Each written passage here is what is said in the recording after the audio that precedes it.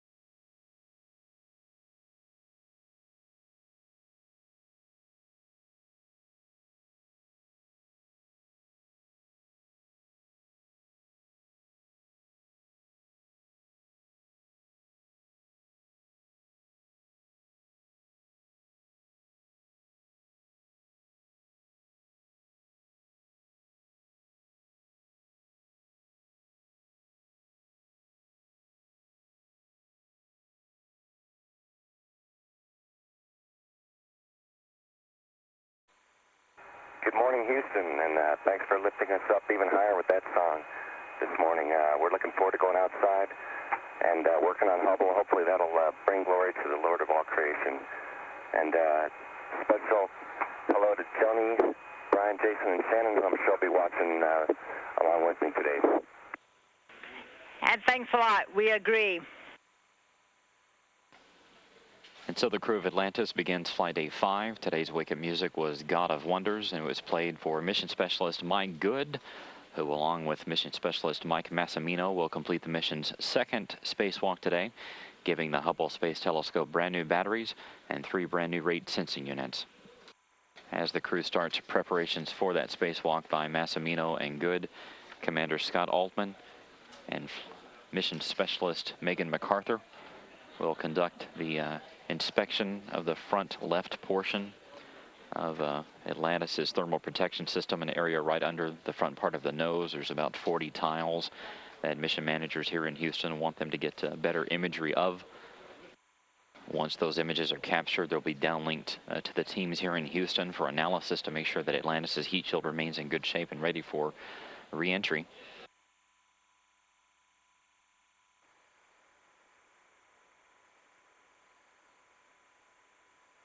Beautiful view now looking back over the tail of Atlantis, the Nile River clearly in view, the Sinai Peninsula, the Mediterranean off to the right, with Cyprus in view there to the right, lower portion of the Mediterranean in this view.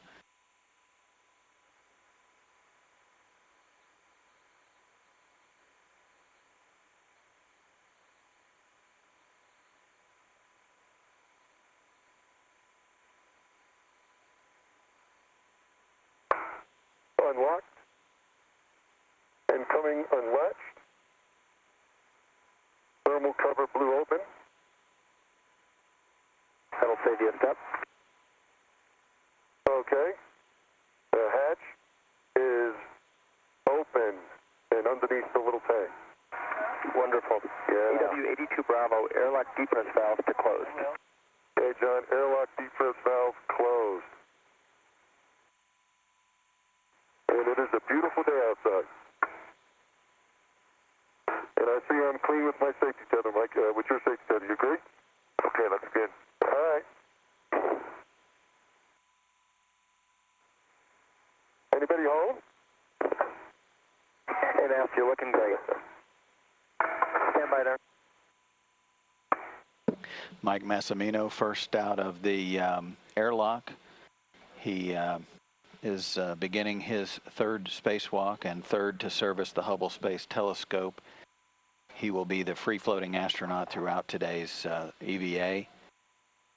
Throughout the spacewalks, the transparent number 19 down in the lower right corner will signify the view from Mike Massimino's helmet camera. And number 20 will signal that that's the helmet cam view from Michael Good's helmet.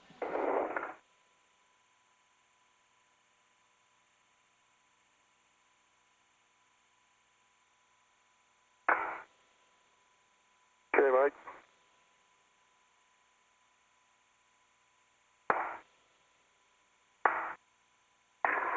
Colonel Good, welcome to the wonderful world of working in a vacuum. There's an RSU with your name on it waiting for you. Okay, I'm going to hop up in the arm. All right. Copy. And Mike Good now in the foot restraint. Megan MacArthur in control of the robotic arm. She'll be taking him back to a protective enclosure, the small ORU, orbital replacement unit protective enclosure, referenced by the acronym SOAP. He will be in charge of retrieving the new rate sensor units and handing those off to Mike Massimino, who will be mounted on a foot restraint inside the telescope. How you doing, Mike? Good, I'm coming down right over your head. All right, I see you. Look good. Megan, you've got about 2 feet from the boot plate to the nope. Copy that. And stop motion. Motion is stopped. John, I've got a tether on the RSU. Excellent. Serial number 1004. Thank you. Transport module's coming open. A view from Mike Massimino's helmet cam, watching Mike Good remove the first of the brand new rate sensor units. These 24-pound units are sized 13 inches long by 10 inches wide by 9 inches high. He will be working off the end of the robotic arm, transporting the new units up to the telescope to assist Mike Massimino, who will be conducting the removal of the old units that are inside Hubble. I'll get my tether off. And the handrails look as you described yesterday, John. Thanks, man. And just a reminder to the both of you, watch out for the lube on the bolts. Okay. Mike Massimino's reflection in the aft shroud of the Hubble Space Telescope as he prepares to open the doors, protective doors over the fixed head star trackers and the rate sensor units. Good cow. Coming in.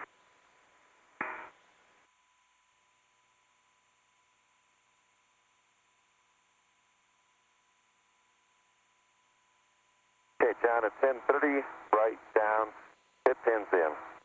Good work. Okay, so the next will be the mass insertion position. Sounds good. Trained my whole life for this. Okay, Miles, just watch the RSU. I'm going to back away, okay? Yeah, get out of the way. I'm gonna stay right here. Megan, away 2 feet. Coming away. How's that look, Mike?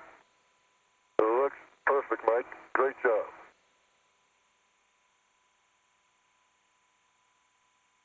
Okay, Mike, I show clear in front of me. Okay, I'm coming. Come on across.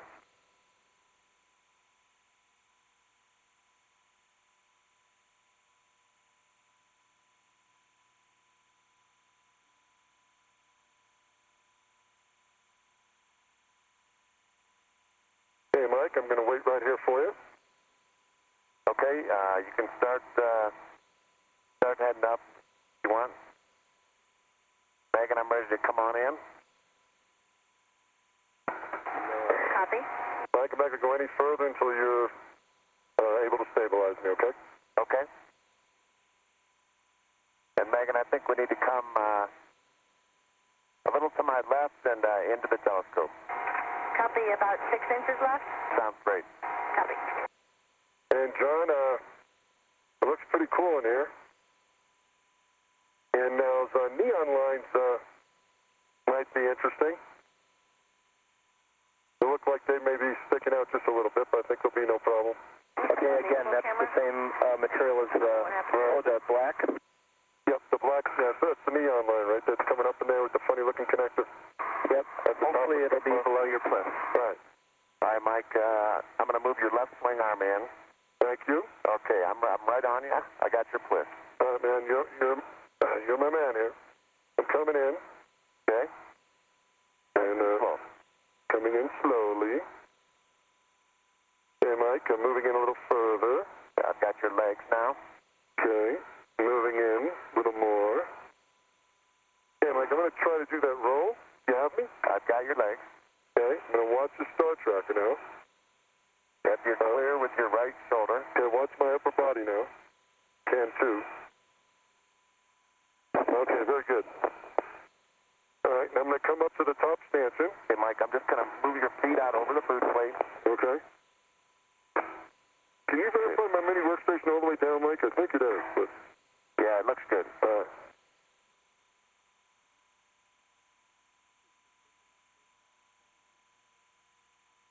Okay, Mike, your legs are over the top of the boot plate here. Okay. I think you can go in now, in and up. Massimino now being assisted by Michael Good with positioning inside the aft shroud of the telescope. You're looking directly at one of the star tracker shields. Let's see. Yeah, try and stay low. And move your right foot to the right.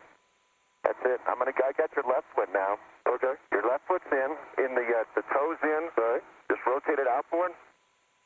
Keep your heel down. Okay, I'm not in. No, left's not in. Okay, back up just a little bit on the left.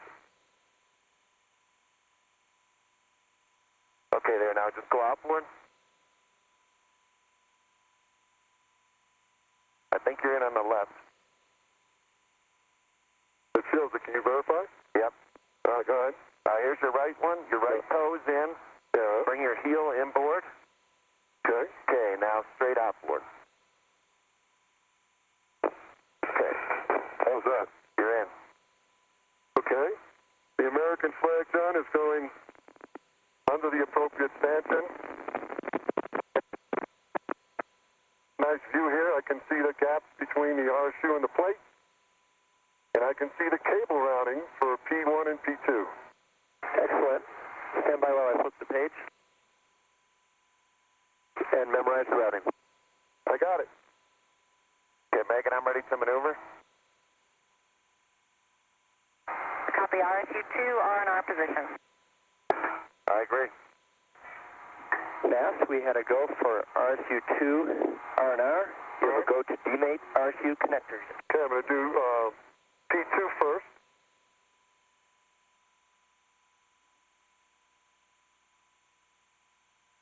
P2 demated. Copy, P2 demated. And Megan, you're clear up. Copy, thanks. P1 demated, and they stay pretty much in position. Great.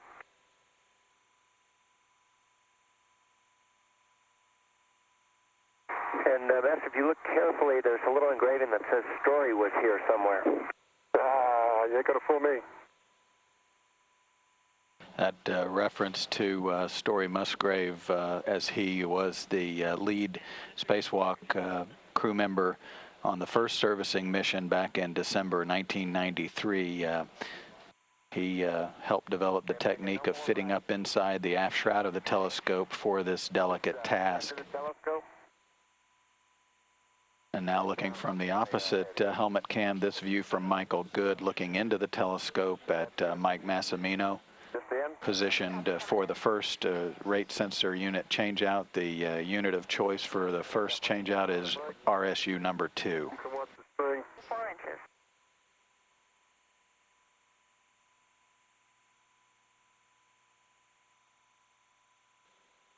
Yeah, I'm on the bolt. That's good. I'm in a good spot. Okay, here we go.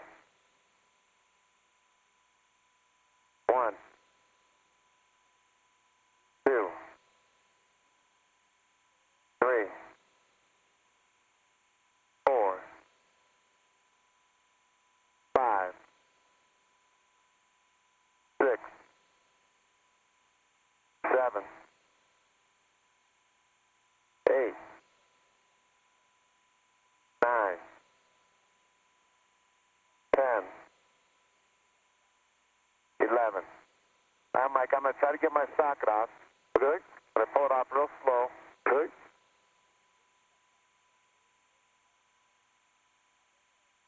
Okay, it's off. It's loose. I've got it.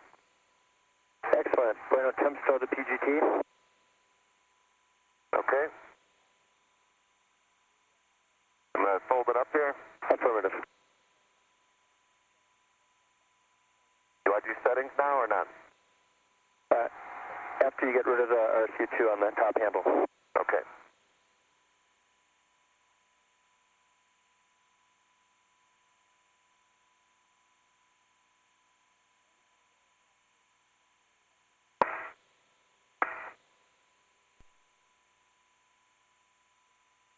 That look all right, Mike? That's good. Okay.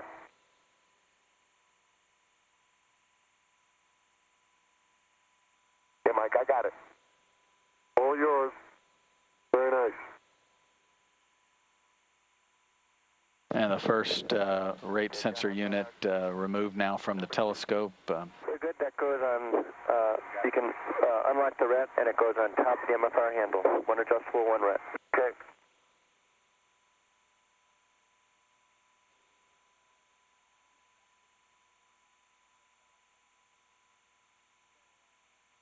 Connectors are good, John. No fob. Look straight. The thread, the pick stick, RSU2R into the aft shroud. Connectors nadir. Okay, the microid pads look good.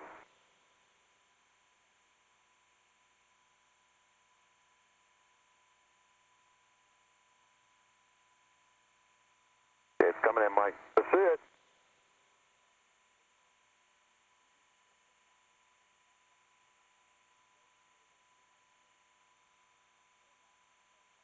Good job. Okay, seat the RSU.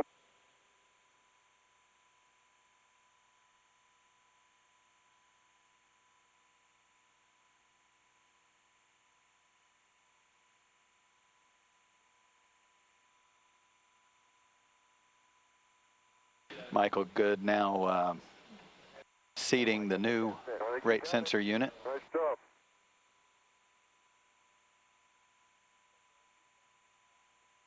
Six coming off. Perfect. Mini workstation T-bar left side. Copy. And now the newly replaced rate sensor unit is installed. The new unit only requires 2 bolts. The next step is for Mike Massimino inside the telescope to mate the 2 electrical connectors. That will be followed by an aliveness test handled by the Space Telescope Control Center, Operations Control Center in Greenbelt, Maryland. RSU2R connectors are mated. Houston copies. We'll put the liveness test in work for RSU2R. Thank you. The aliveness test that will get underway now is simply to ensure that the new rate sensor unit is getting electrical power.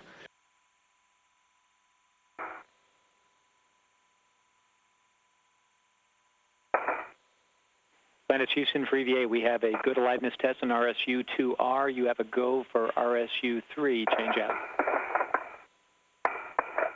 And we copy, go for RSU3. Okay, down cap. Okay, bueno, first will be caps, then relocate pick stick to mini workstation.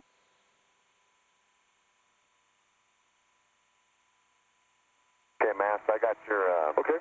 I got your twist. All right. Okay, Mike, I'm going for the handrail here, okay? Okay, And I got your legs. let's see, I'm going to Keeping stay. it low. Yeah, I'm going to stay on this one. You ready for the roll? Hold on one. Okay, I'm going to stay and wait for you. Watch your right foot by the RSU. It's clear. Okay. You ready for the roll? Ready. Here it comes. Nice. Okay, do you want to get inside that other cable or you're all right? No, I don't care. There we go. Okay. Hey, Mike, I'm going to move my hand on the top handrail there. Okay. Okay, let's see. Going on. Okay, your feet are on the boot plate here. Left foot a little bit left. Okay, toe, I'll take your right foot in first. Okay. Right toe's coming in. Okay.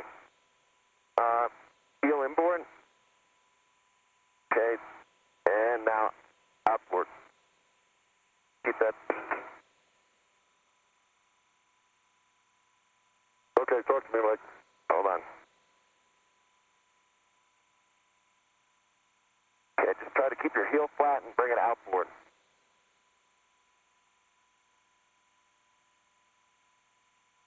That's in. Nice job, Mike. Okay, thanks, Mike. Okay, your left toes in, bring your heels inboard, bring it down and outboard. You're in. Nice job. All right, thanks for your help. Meg, I'm ready to maneuver. Copy, RSU-3 are in our position. Okay. Okay, John, Leonardo da Vinci's under the top stanchion, and I got a good eye height. Excellent. We have a go for RSU changeout. You can demate RSU connectors after memorizing the position. Okay, I'm looking at the way everything looks here. The RSU against the plate and the connector routing and the connectors. I'll demate. That's P1. And there's P2. Good job. Next to be the Rhett from Bueno. Okay.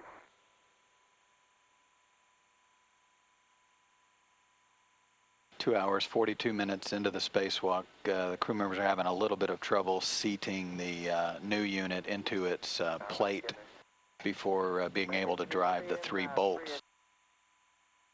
This one feels different than the last one. The last one I was able to just put on the plate. This one feels like it won't sit flush on the plate. If I get, it's kind of rocking on it, as if there was something underneath it. I just can't seem to get all 3 corners at the same time. Does that make sense? You know, I know Matt described that it was hard to get off. Yeah. And I don't have a good feel for how much pressure. If you have the diamond and the pin in the right position, you may have to push in fairly hard to engage them. The bolt should pull them in, though, if you're aligned. Yeah, I think that may be part of it. I think it might be that, you know, those pins and diamonds are a little tighter than the RSU-2 side. That's what it feels like. Steve and I had a little trouble on this side as well. John Grunsfeld serving as the intravehicular crew member, choreographing the spacewalk from the flight deck of Atlantis, referencing he and Steve Smith, astronaut who performed this exact task back in 1999, the last time these rate sensor units were swapped out, noted that they had a little bit of trouble seating the RSU-3 replacement back then as well.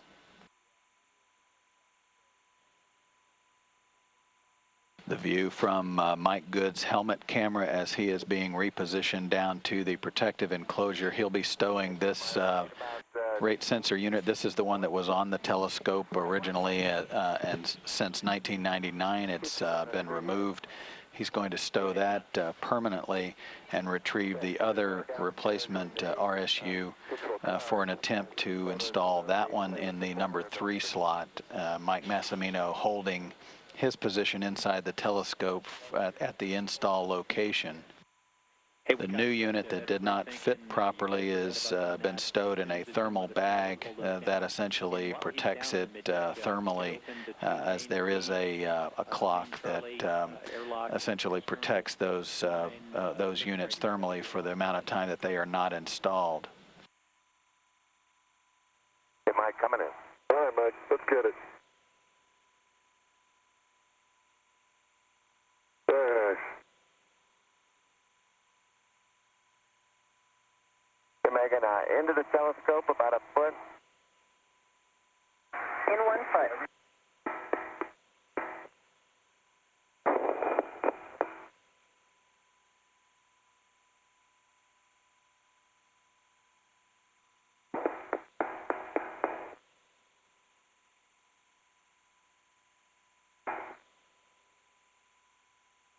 Motion stop.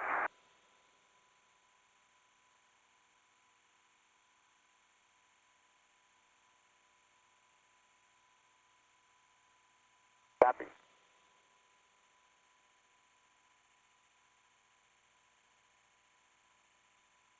Mike, that feels solid. Okay. Does it look good? Looks good to me. I definitely got it. Excellent. Do the next bolt. Hero. Yeah, that bolt is in. Great job, Mike. I'm on the bottom left now, John. Bottom left. 2, 3, 4, 5. That one's in, too. Then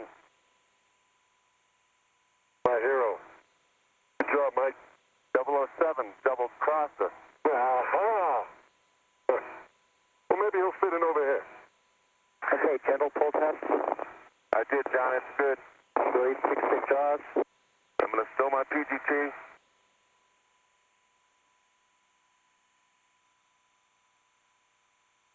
John, that one just felt like the first one. It was just right on. No issue. So, now I suspect 007. So do we. 6-6 coming off. I'm going to stretch you out a little bit. Good idea. Okay. I got your legs. Okay, I'm going to go for a lower standoff. Okay. I got that. You ready for my roll? Ready. Here comes the roll. Okay, Mike, I'm going to kind of turn and face the telescope. Okay, I got you. I got the boot plate. Okay. Do you want to do your mini workstation? Yeah, let me get that a little lower. Okay. Okay. Good job, gentlemen. Bueno, Megan's going to take you back. On the way, if you can go back to 180. Ready for motion, Bueno? Ready. Can I get 4 hours, 25 minutes into the spacewalk. The spare rate sensor unit, a refurbished unit from that was removed during the STS-125 mission in December of 1999, is now in the hands of Michael Good, heading back up to the telescope. That from the contingency orbital replacement unit protective enclosure, Mike Massimino down at that enclosure swapped the new unit that did not seat properly with the spare unit that Mike Good now has in his hands, headed back to the work site, the aft shroud of the Hubble Space Telescope, to attempt to install that in slot 1. Excellent.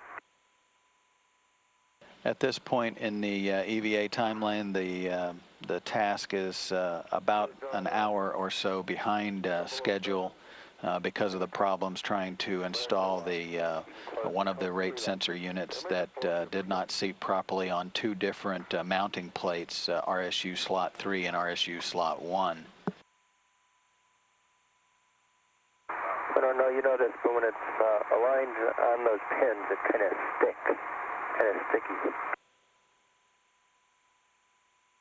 Yeah. This one also feels like it's sitting off the plate a little bit.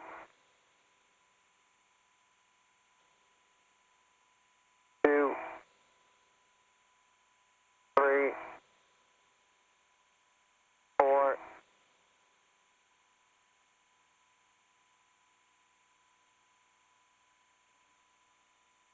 It's on just under 4 turns on the top. Good torque. Fantastic. You can stow your PGT on your mini workstation or T-bar. Copy.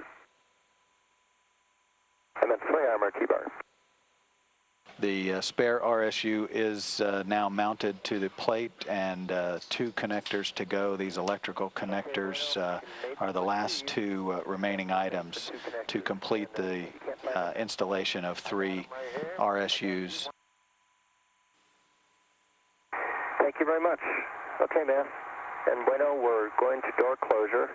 Okay.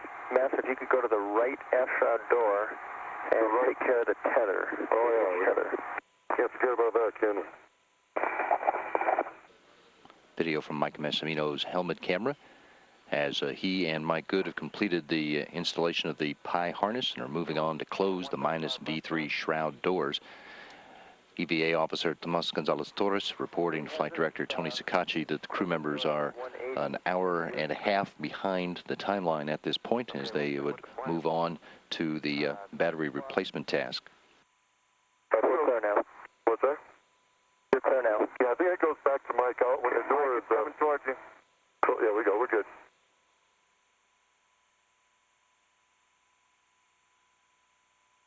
Yeah, that radiator's crooked. Thanks. Tell me about it. Everybody's a critic. Okay, I'm ready to come to my left and into the south scope for the door. Anthony, if you can go get the left door. I'll do that.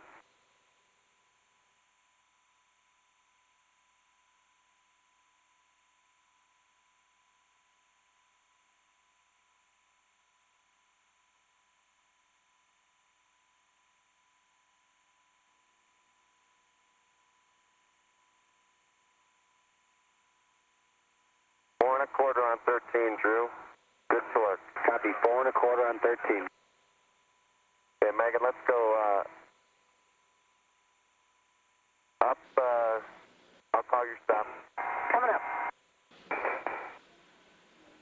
Massimino has engaged all of the bolts on the old battery module. The first 5 bolts on the new module securing it to the Bay 2 door have been engaged.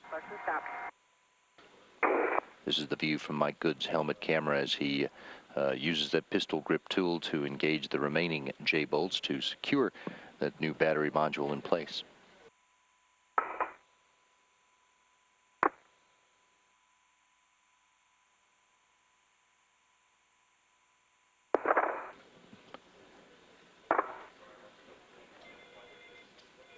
Atlantis now 352 miles above the southern Indian Ocean.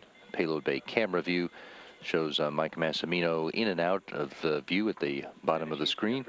He's meet me on 2 regarding solar ray slew. He's going to be removing the manipulator foot restraint handle from the MFR and handing it in the airlock to Mike Good. Good is inside the airlock already.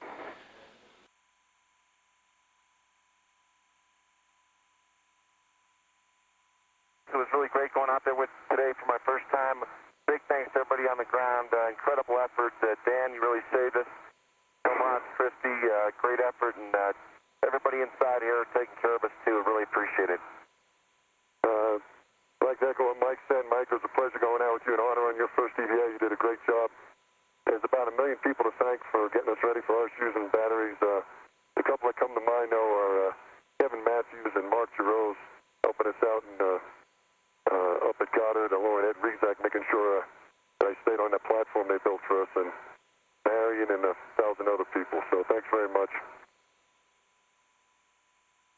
For Mass, you and for you, Colonel Good, Bueno, the service call on Hubble, those gyros are crucial, and Hubble's batteries were getting old. Batteries are included on this flight. You did a fantastic job, and when you're ready, comm mode to hardline. 83 going to hardline. 84 going to hardline. Hey, John, while I've got you, I've got some great news to pass. Again, to your the whole team's diligent efforts, all the RSUs and the battery all passed good functional tests.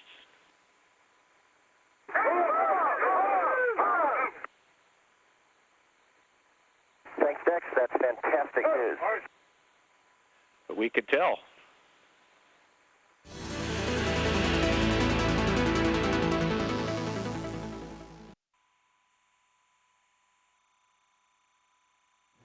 I'm John Grunsfeld with the STS-125 crew, and you're watching NASA TV.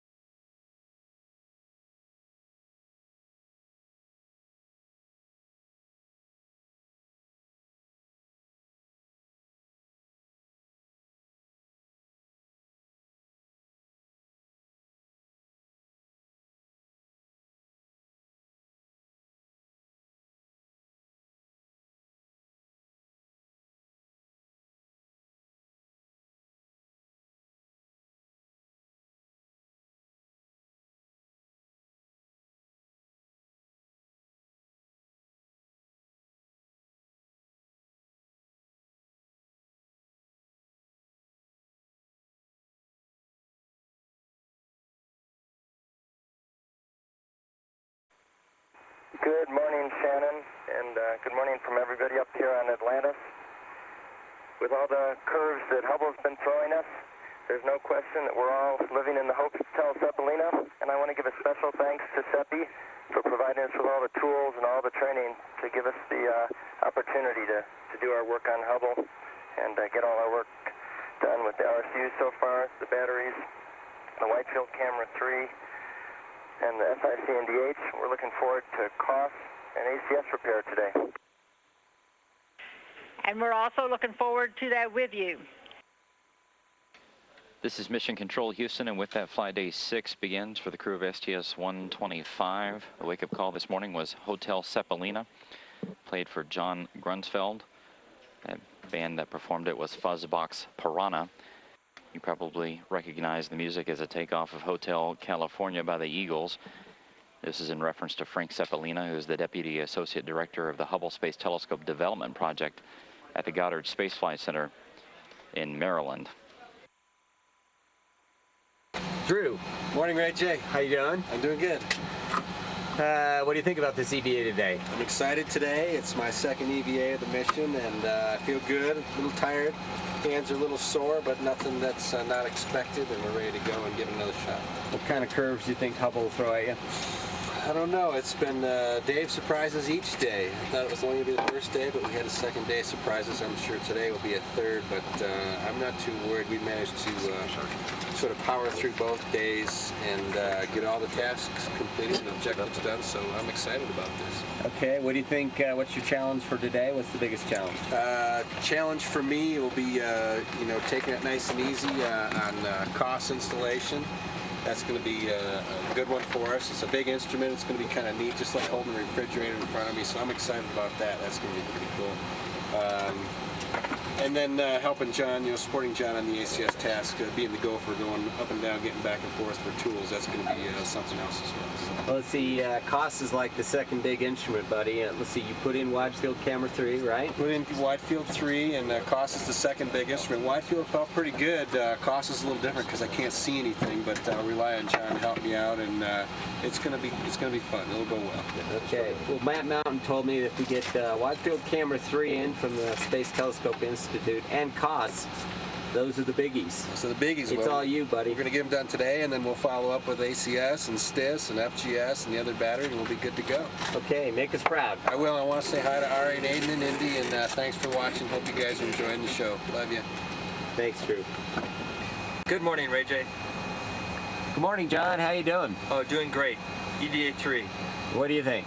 I think it's going to go great, but with all the curves that Hubble's thrown us so far, we're prepared for the unexpected. Okay, and what do you think the real challenge is today? What's the big challenge? We're taking out the we're taking out the COSTAR today, and given the problems we had with wide field that's been in the telescope since 1993, COSTAR has been in since 1993, I'm a little bit concerned that the A latch, the latch that really holds it in tight, or the B latch, which brings it up and down, may be bound up the way it was on the wide field camera. Yikes. Yep. This time it's me loosening it, so I may have to exhibit the feats of strength that Drew did on EVA 1. Well, from the flight deck here, I think EVA 1 and 2 have been nail biters. I hope this one goes smoothly. I'm hoping it goes smoothly too. Okay, you want to say hi to anybody? I'd like to say hi to Carol, Sarah, and Mace. I hope they're watching EVAs and enjoying it. Okay, great, John. Have a great day.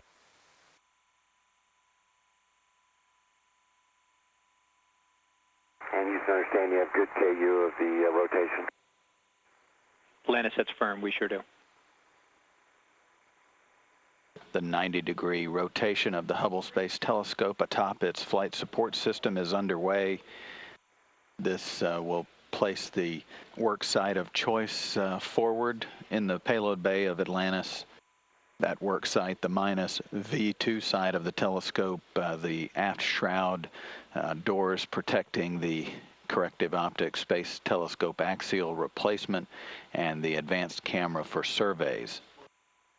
That will be the focal point for today's two major tasks: to swap COSTAR for the new science instrument, the Cosmic Origin Spectrograph, and also the repair work on the advanced camera surveys, which exhibited a electrical short back in January of 2007, causing 3 of its observing channels to cease operation. An intricate repair will be the highlight of the second task to restore the ACS to full capability. John, you can open the thermal cover and egress the airlock. Okay, thermal cover is open. I'm heading out, man. All right, come on up.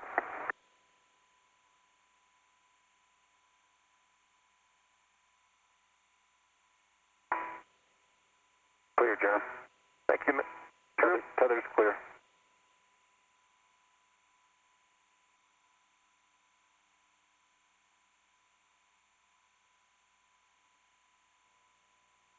Andrew, a reminder, and we'll try to remind you again, we want to make sure the MPT is on before we hand out the handle. Okay, I'll check it again. And it's Houston for EVA. You have a go for COSTAR connector demate. Copy, thanks, Dan. Go for COSTAR connector demate.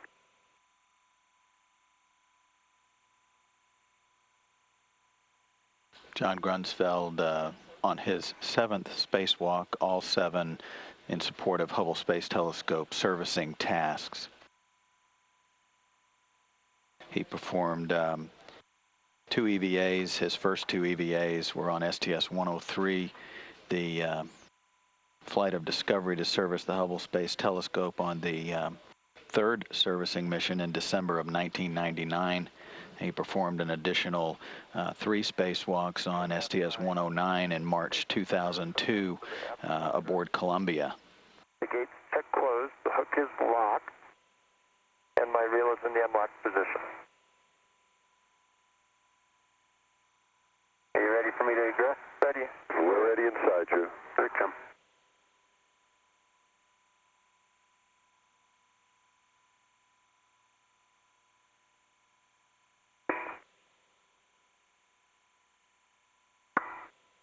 Welcome back out, Drew. Welcome to Space Part 2.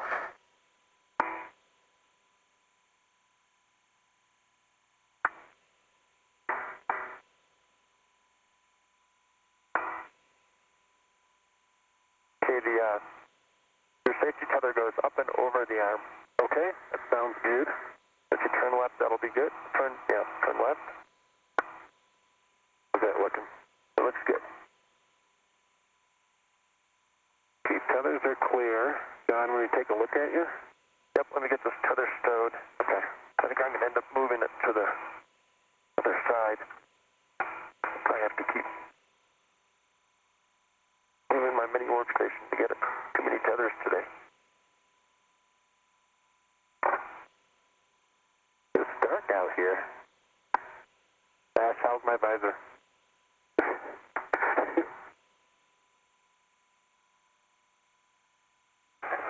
Visor's good, Drew. Thanks, buddy. That's complete. Okay, Drew, let's go down and get the bottom lock. Hey, Megan, ready to go down, and you have clearance down. Copy, coming down. Up close and personal with the Hubble Space Telescope, Drew Feustel. This view from his helmet camera. He will be distinguishable by the number 20 down in the lower right corner of his helmet cam view. He's already opened the top latch, 2 more latches to go to open the aft shroud doors, protecting the COSTAR instrument as well as the advanced camera for surveys.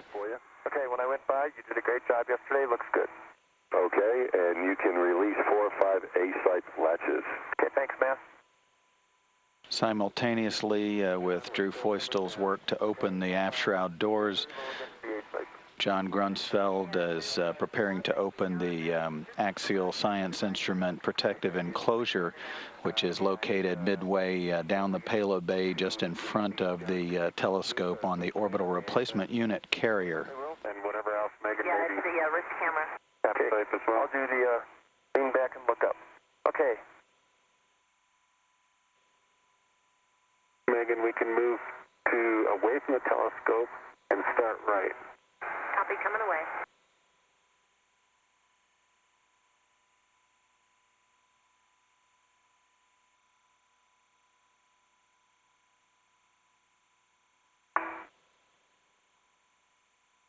The aft shroud doors coming open at 41 minutes into the spacewalk. Got that door, John? I've got this door. Hey, Megan, no more away, right only. Copy, right only. Hello, Hubble.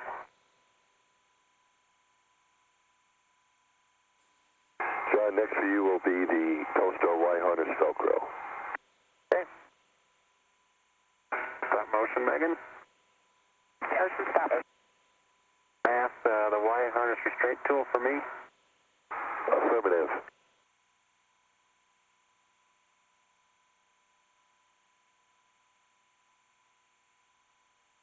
John Grunsfeld moving the Y harness for COSTAR out of the way. His next steps will be to demate the 4 connectors to COSTAR, P1 through P4.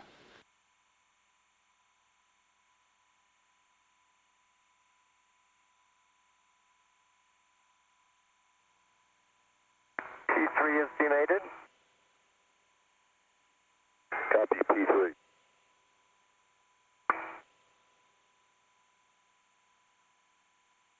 P4 is demated. Copy, P4. K1 is demated. Copy, P1. Right, P1.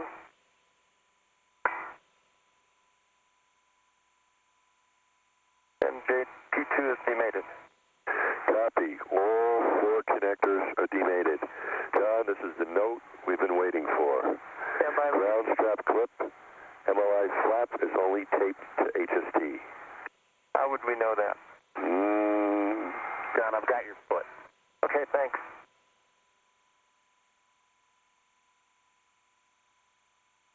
The corrective optics space telescope axial replacement instrument to the left inside the aft shroud. The advanced camera for surveys to the right. It will be the next task after removal and replacement of the COSTAR with the new cosmic origin spectrograph. This phone booth-sized instrument has been inside the telescope since December 1993. Okay, I'll try and fit in there. Giving me a lot of room, so that's good. 1 hour and 8 minutes into the spacewalk thus far by John Grunsfeld and Drew Feustel. You're looking at Feustel on the end of the shuttle's robotic arm and a foot restraint. He'll be removing the COSTAR instrument with the assistance of Megan MacArthur operating the shuttle's robotic arm. Clockwise 2. Come in, Bravo, stand by.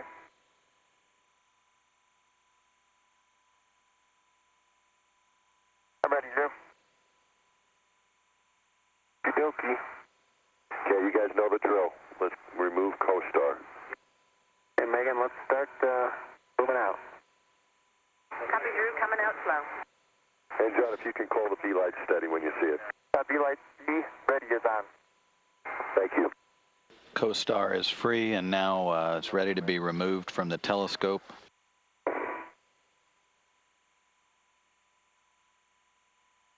Installed back in December 1993 to correct the spherical aberration that was detected in the telescope's mirrors after its initial deploy in 1990.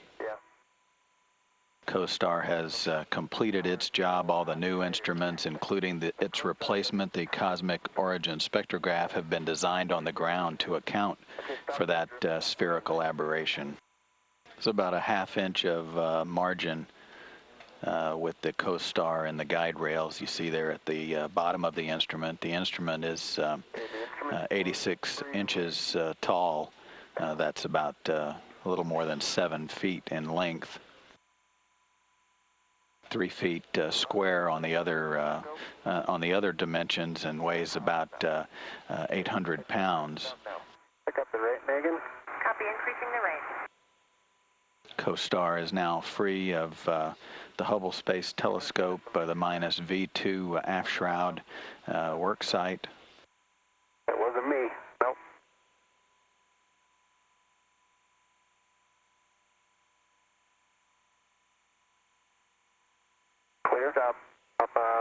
You're about 2 feet out and clearing. Okay. Can you, Megan? Copy, continue. And John Grunsfeld now inspecting the opening where COSTAR resided. This is the same location, of course, that the Cosmic Origin spectrograph will occupy. He's ensuring that the connection cables are out of the way for the installation of the new instrument. Slow him down.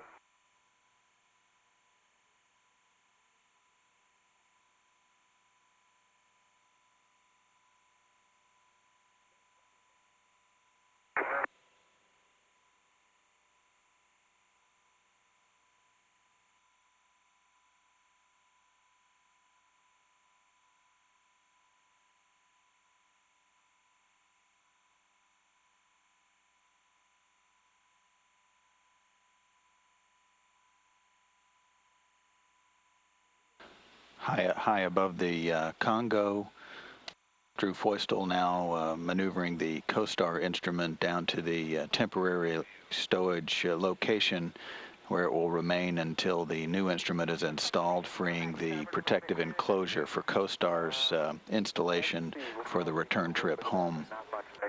Okay. A unique view from John Grunsfeld's helmet camera looking forward to the aft flight deck of Atlantis as he faces the long end of the protective enclosure with the new Cosmic Origin spectrograph instrument, which soon will become a permanent fixture aboard the Hubble Space Telescope just above and behind him. Coming in now. Okay. And another inch down. One more inch down.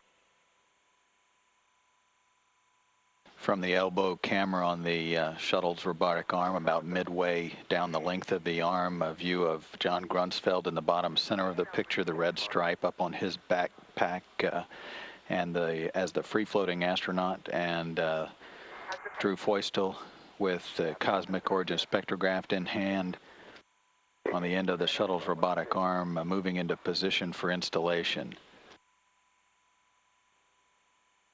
There left. Got the whole instrument up against the bottom left anyway. Bottom left. Bottom right? I'm sorry, Drew. Bottom right. Thanks, Jeff. Bottom right. The part I'm looking at. Okay. I think I know what you mean. It's on my left, but that's the right side. Okay. I'm going to take a peek and get out of your way. And Megan, let's go. Jaws, go more in. Come down 8 inches. Copy, coming down 8 inches.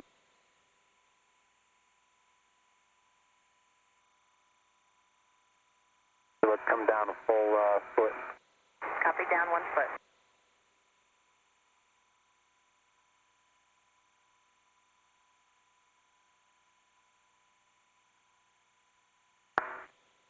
Motion stopped. Another 6 inches. 6 inches down. Yep.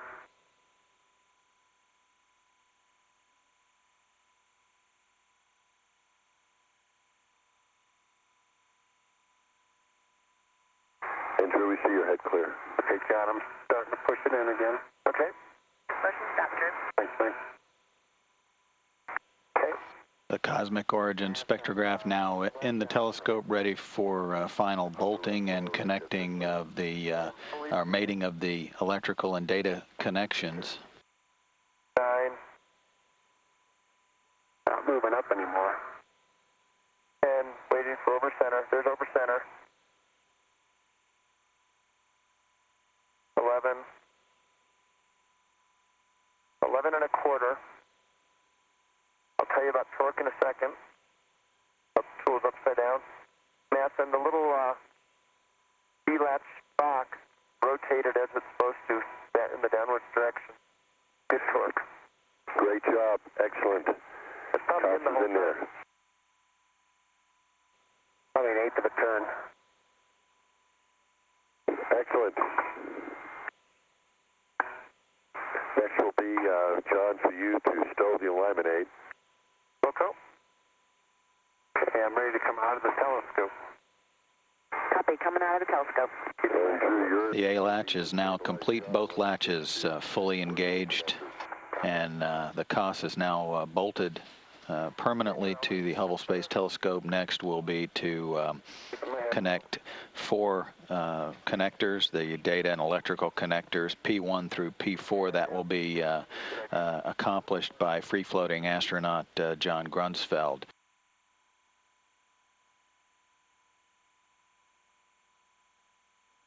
At 11:22 a.m. Central Time, the report from the Space Telescope Operations Control Center, a good aliveness test on the newest science instrument for the Hubble Space Telescope, the Cosmic Origin Spectrograph. Through Feustel with the old instrument COSTAR, which has completed its job after 16 years in the telescope, being carefully placed in a protective canister for the return trip home. Do you want to go back to the right at all, or you like that? Oh, I can watch the guide blocks from here. Fair enough. We got clearance. Fair enough. It's a really tight fit.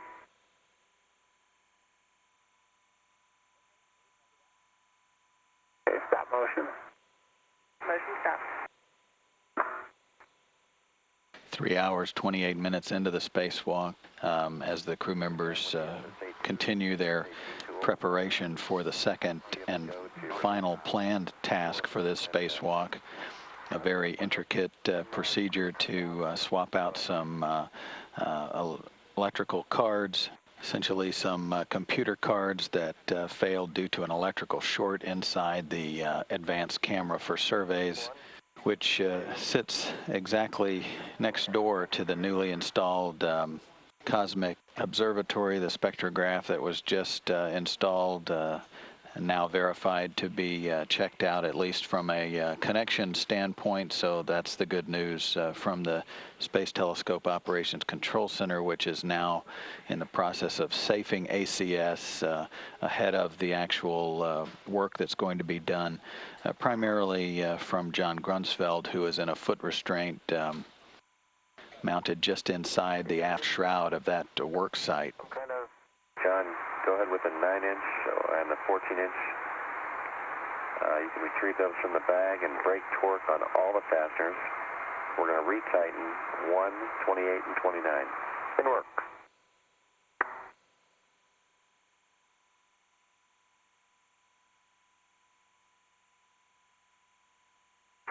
Drew, the fastener capture plate will be next from you. Copy. Now that the grid cover is removed, the next step will be to install a fastener capture plate, specially designed piece of equipment to allow for capture of the 36 or 32 non-captive fasteners and 4 guide studs so that they do not float away. This plate was designed to fit neatly over the screws so that when Grunsfeld removes them completely for the early part of this task, you see that he is essentially just loosening those. And the plate, once installed, will allow him to completely remove those screws. And since they are non-captive, to avoid any foreign object debris in the telescope, even these tiny screws, this plate will capture those screws when they are removed completely, and that will gain access to the, essentially all of this work will gain access to the actual work site, which is the electronics cards that need to be replaced that failed due to a short circuit back in January of 2007. How'd they feel, Tim? So far, so good.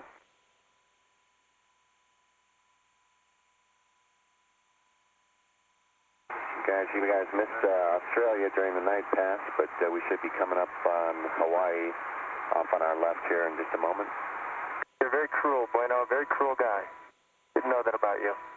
And for you, John, you should be looking at ACS. Yeah, I can see Hawaii. Can you really? Yeah, that's awesome.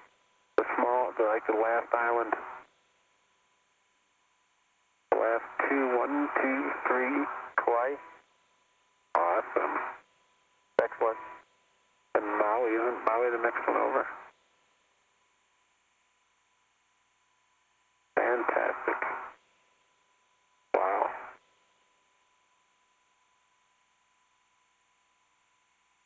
I hope you just get.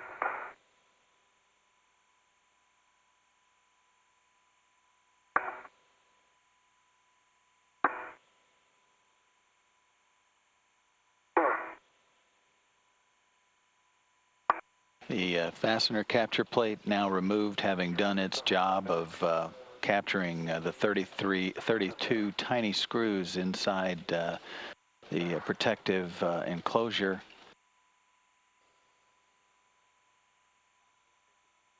Okay, John, sounds good, and the elevator drive blocks are fully retracted. Thank you, yes, they are.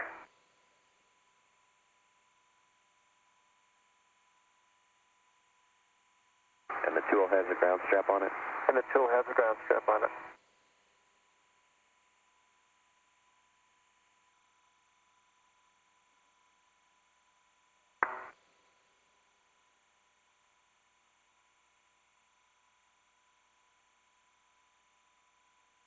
And the card extraction tool being secured to the CEB, or the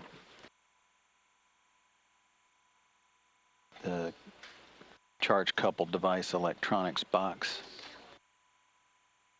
Card 1 is out. Nice. I heard that. Looks great, John.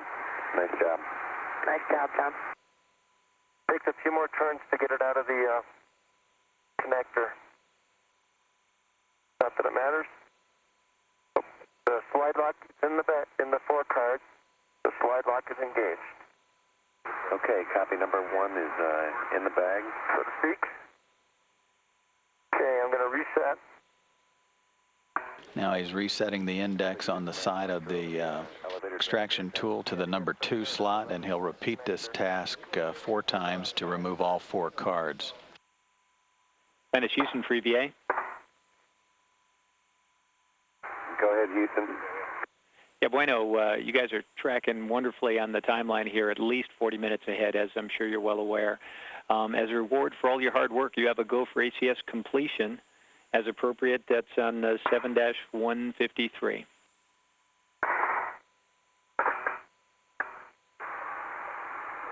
Great, Dan. We were looking forward to that. Thanks for that early call.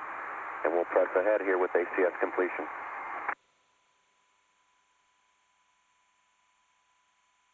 Okay, 3 caps in the trash bag, bueno. Okay, John, copy that. Before you retrieve the PFR and articulating socket from the aft shroud, we have some wireless video requirements. Okay. We could just get a look at the CEBR, low voltage power supply, and the cable route. One last time. Okay, let me, so I can maneuver a little better. Low voltage power supply. Okay, we can see that nicely. And on up to the CEBR. Okay, John, that looks good. And Houston, do you like those views? Atlantis Houston, we sure do. Thanks very much. This is a view from the forward end of the payload bay on the port side, looking. Could you move the arm left 3 feet? Looking at the open -V2 shroud doors as John Grunsfeld and Drew Feustel get set to close those doors. They've completed the installation of the new cosmic origin spectrograph on the left side of that open area, and completed both parts of the repair task of the advanced camera for surveys.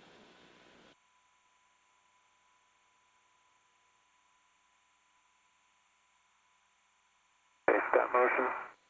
Motion stop.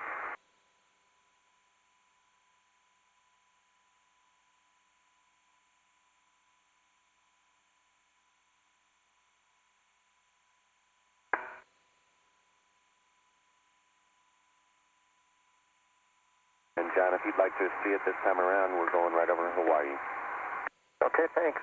You come look over the right ohms pod.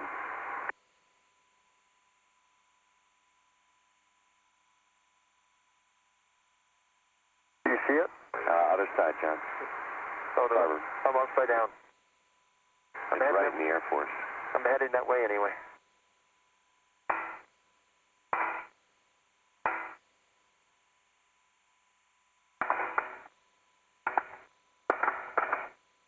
John. It's on your left.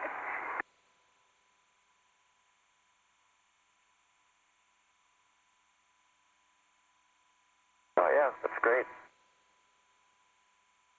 Yeah, I can see the Gemini Observatory and Keck 1 and 2 on the Big Island. Yeah, NASA IXDF. So, John, does that make up for the last one? Yeah. Are we even? Let's wait for ACS functional. Not kidding. Much better. All spacewalkers John Grunsfeld and Drew Feustel are closing the minus V2 shroud doors. They look even left and right. Space Telescope Operations Control Center has reported to Mission Control in Houston a good aliveness test on the advanced camera for surveys. Copy the handle and the pit pins in. Taking away from the telescope 1 foot. Away 1 foot. And, John, if you're clear, I'm going to move left. Going to move left? Okay. Yeah. Atlantis Houston for EVA, we have a good aliveness test on ACS. Oh, that's unbelievable. Unbelievable. I'm hoping for 1.5 electrons or less. Nice work, guys. Congratulations to you, John and Drew, for a great effort. And I know it was made possible by all the folks who really put a plan together in record time to save ACS. So our thanks to them as well. Great work, Scooter.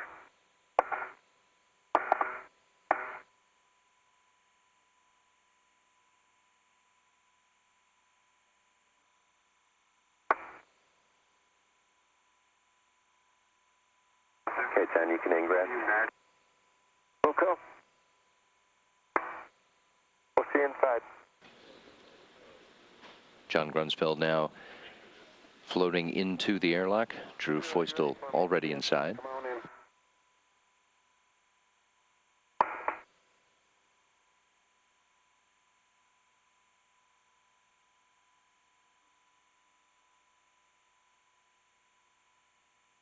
And Drew, the SCs will be next. Okay.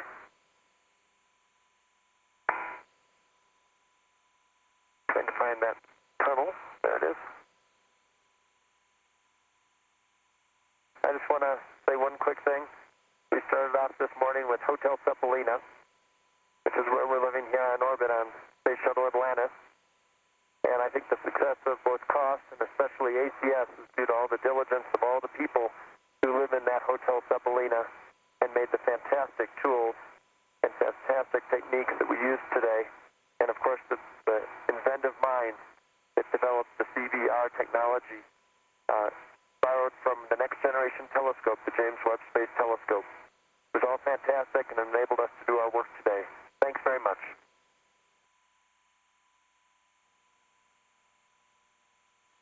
Atlantis Houston for Photo TV. Next, go ahead for Photo TV.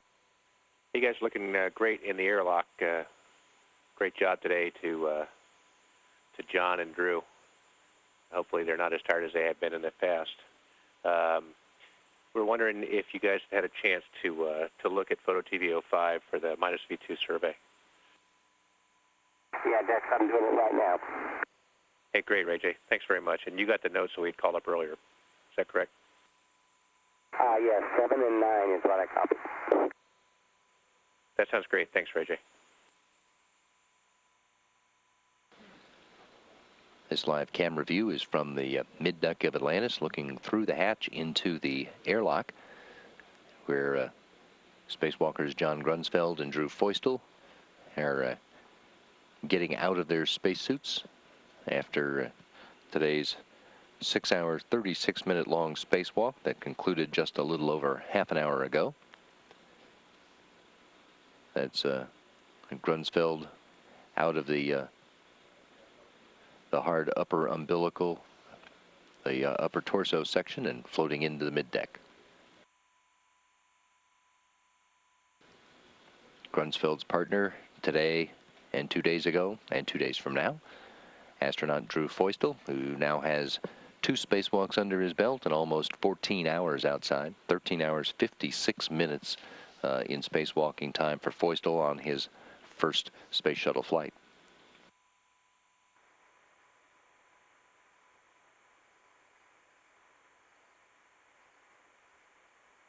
Today's spacewalkers with astronaut Megan MacArthur, who is the primary operator of the robotic arm during today's spacewalk.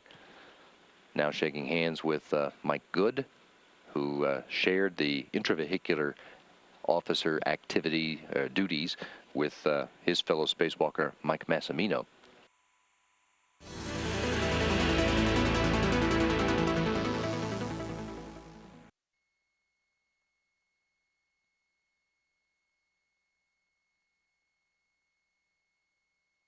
I'm Mike Massimino of the STS-125 crew, and you are watching NASA TV.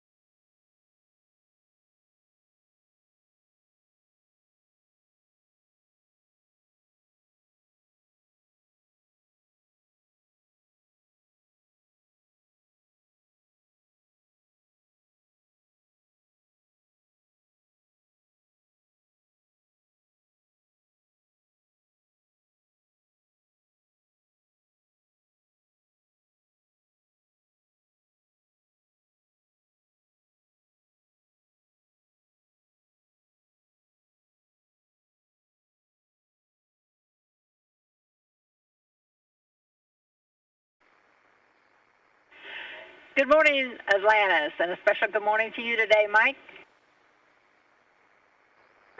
Hey, thanks, Shannon. It's great to hear that song by a fellow New Yorker, Billy Joel. And I know it's coming from my favorite fellow New Yorker, my wife, Carola, the love of my life. Thanks so much for that, Carola, and from my kids as well, my wonderful children, Gabby and Daniel. I appreciate the song. I appreciate all your support. You're in my heart and mind always, and I can't wait to see you in a few days. Thanks very much. This is Mission Control Houston, and Flight Day 7 begins for the STS-125 crew. This morning's wake-up music was for Mike Massimino. It was Billy Joel's New York State of Mind. Of course, Mike Massimino from Franklin Square, New York, getting ready to conduct the mission's 4th spacewalk along with Mike Good. They're going to reach outside of Atlantis and see if they can wake up the Space Telescope Imaging Spectrograph, one of Hubble's main cameras on board.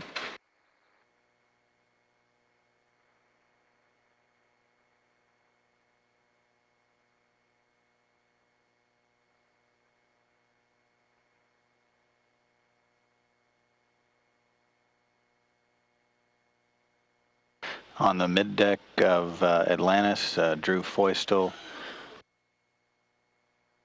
along with mission pilot Greg Johnson, and EVA'er today, Mike Good in the foreground.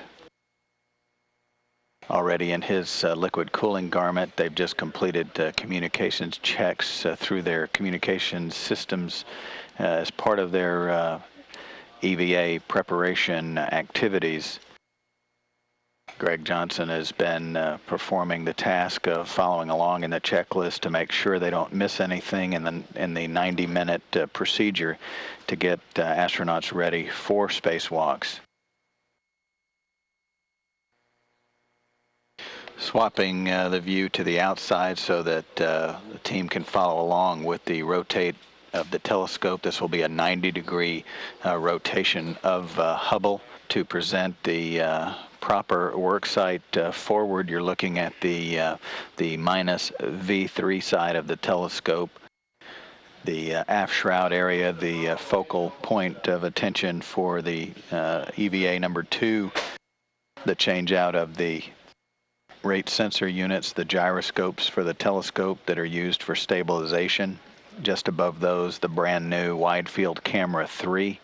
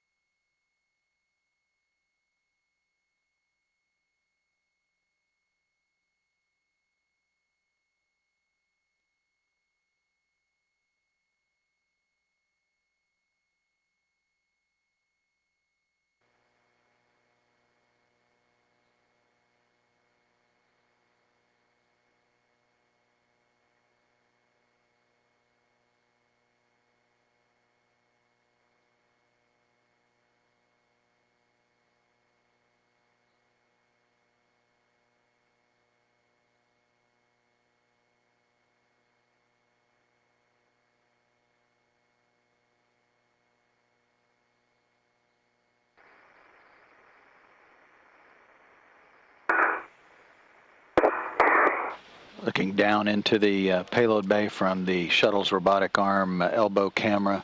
Now the payload bay camera looking across at Mike Massimino as he prepares the manipulator foot restraint.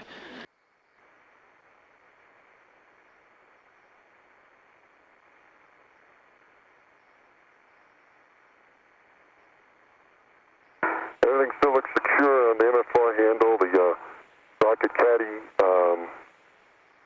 the sockets are all in there and with the little locks on them. Mike, you let me know, get yourself steady and let me know when you're ready for this. Okay, Mike, I got a waist tether on. Okay. Out here. I'm gonna come down, get the tether ready. Okay. Like I'm going for ingress. You got it.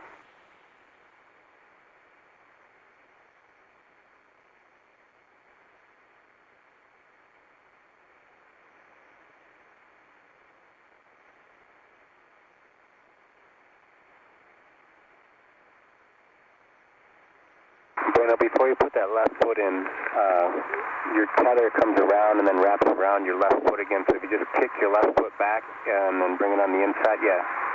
One more time. You got it.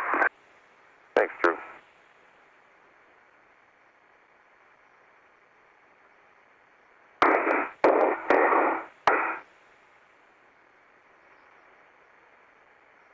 Okay, I'm in the boot plate. I'm ready for the MFR handle, Mike. Okay, you need to come down, come down. We want to do this real slowly. Bueno, your right heel is still out. Better, that's good. Yeah, it's still out. Okay. If you need to move the arm, ask Scooter to move it. Not sure if you can, or if you need to do something a little bit. You got it. You still trying to get in? I'm in. Okay. And you're a little lower. You want me to take that out, Bueno? No, that's fine. Okay, Mike, I've got a hold of it. I'm going to let go, Mike. Okay, thanks. Okay, so Mike. And ready to go, Bueno? Ready. And Drew, I'll go for the PGT next. Copy. Mike, did you want to do a last check of safety tethers before you go? I think that's a great idea. And Scooter, stop motion. I can't see so well in the darkness, actually. But, yeah, I can see you're on there and locked. And, okay. I'm not sure if I can turn myself towards you very easily. I can see your safety tether coming off your left side. It's clean. And I see it locked. I'm sorry? I see you locked. Thank you.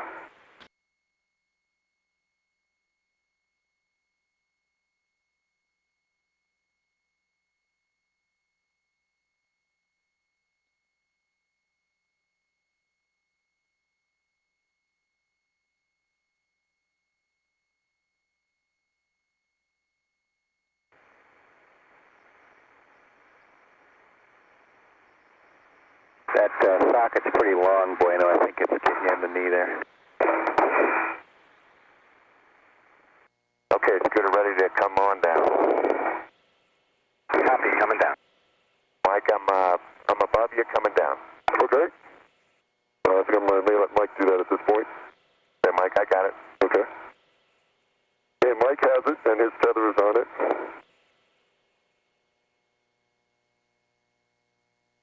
I'm closing the lid.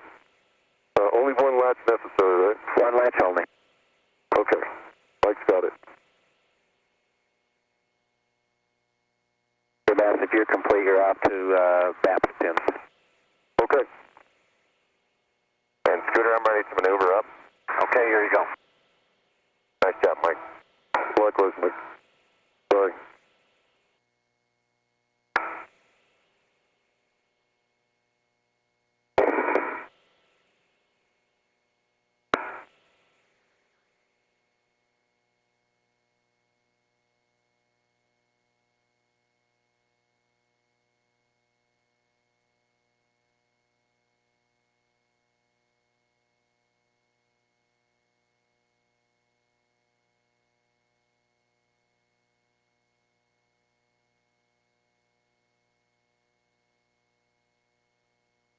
Okay, Drew, the jaws are locked on the fastener capture plate.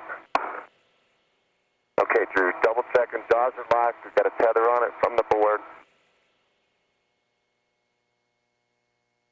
And I think I'm going to spin back around toward the telescope. Copy. Jaws will be next. Mass waiting on the Smith report. Easily. Copy that. You're headed for retrieval of the 90 degree. Okay, I'm right there. Thanks.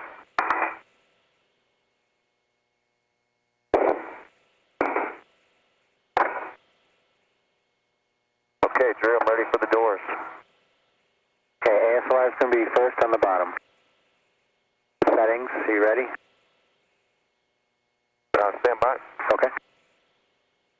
Drew Feustel inside Atlantis' flight deck, looking out the aft windows. He'll be the intravehicular or the spacewalk choreographer from inside for this task.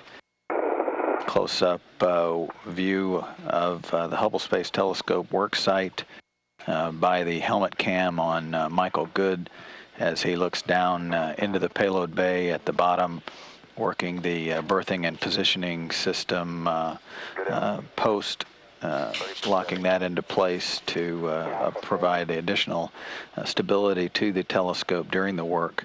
He's down there in the bottom of the payload bay. Counterclockwise 2. Counterclockwise 2. 23.5. Okay, straight into the published position will be about 50 inches. Okay, looks like I need to come to my left about a foot and down about a foot. Drew, I've got the 90 degree.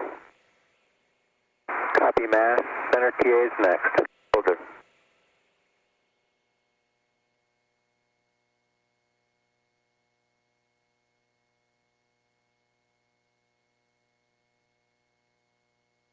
Couple more inches. And stop motion. Motion stop.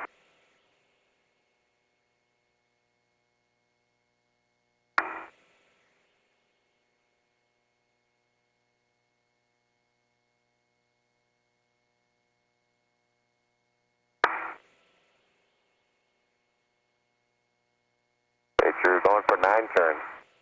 Copy.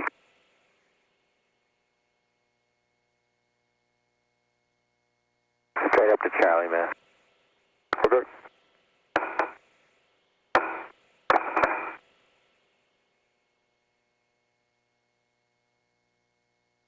Okay, I'll get this one just up about a foot, Scooter, and to my right. Copy, up and right.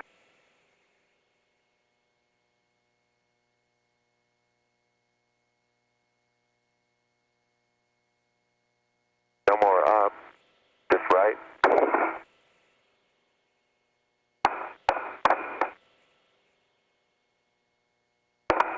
Stop motion.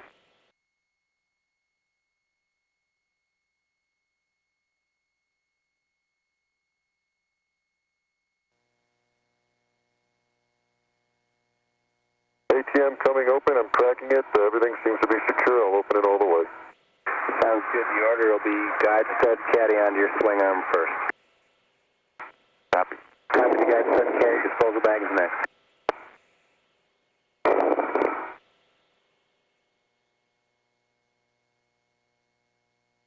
Okay, Drew, 7 turns on the handle. 7.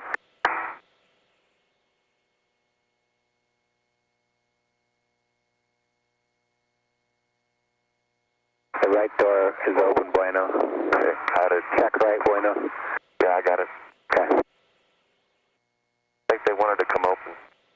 I think they did too. Okay, Scooter, let's come away from the telescope 2 feet. Away 2.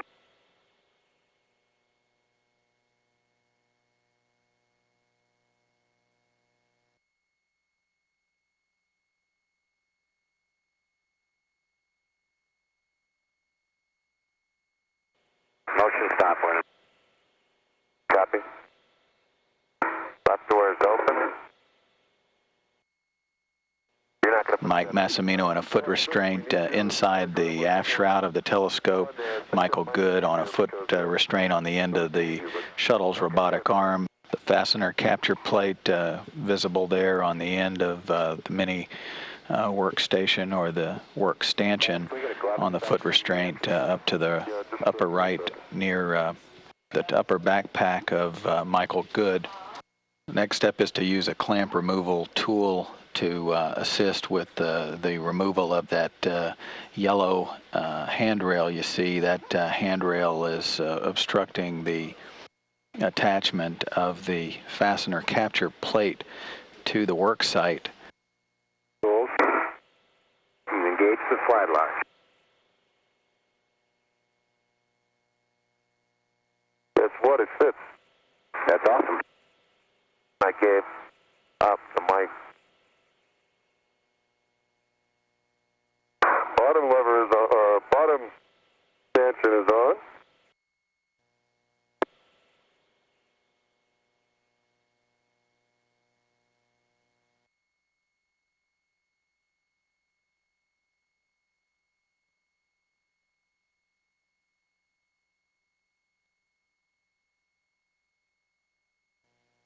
The top half of that handrail was freed by the fasteners being released very easily. The lower one of the fasteners did not come loose, and Mike Massimino used essentially brute force to remove the handle at the lower portion. It is now free and carefully stowed away.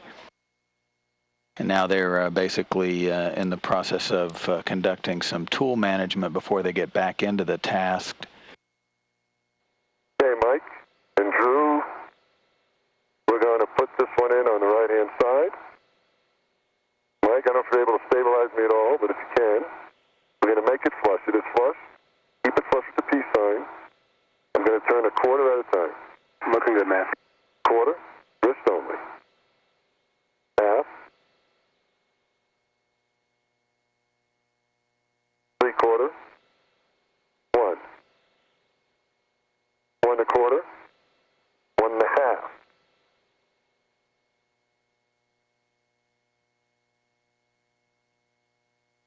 Seems real steady. It took about 1 3/4. Okay, look real flush. It looks flush to me. Does it look flush to you? That's back to cell mass. You got the best eyes on it. You've done it the most, so. It looks flush to me, man. I'm going to pull that one off. Okay, that's good.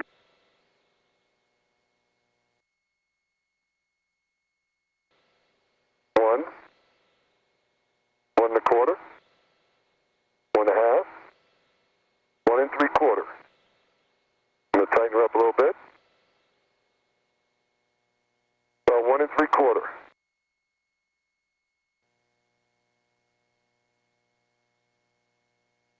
Okay. I look flush. It's flush.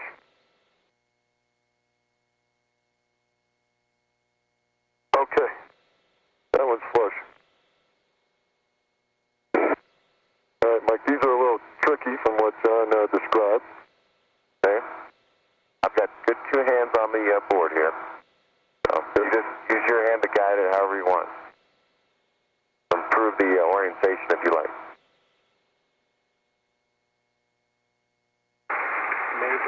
Got it? Okay. I take my tether off. Good idea. It's all yours. You got it? I have it. And Matt, good news, the sun is coming up. All right. Okay, Drew, we're going to be careful with the back of this thing. I'm not going to knock anything off.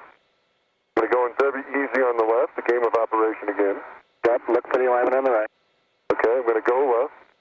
Okay, I feel good left. I'm looking on the roll on the right, and hold on, the ground strap's caught behind it. Okay, let me come out. Let's try again. I'm in left.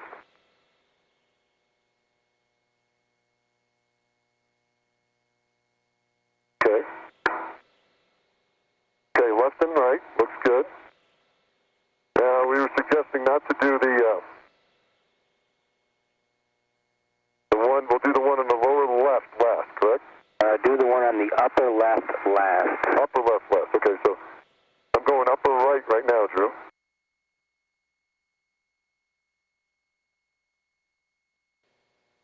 Massimino's now trying to get the fastener Okay, let's try to lower capture plate in the proper position.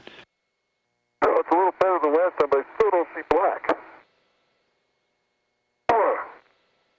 Wait a But I think it's the gasket. I think the gasket is kind of keeping it off. Okay, we're looking at a picture. We think one option would be to take it off completely and flip it over and try to roll that edge of the gasket outboard, see if you can get it to sort of deform and stay outboard. And if you've got any comments on that. We know there's sharp edges on the back of the board, but we don't believe they're, we think Mike can manage them as he's trying to roll back that gasket. Massimino's checking the gasket on the back side of the fastener capture plate to determine if there's any interference before he tries to reseat the plate onto the main electronics board cover plate itself.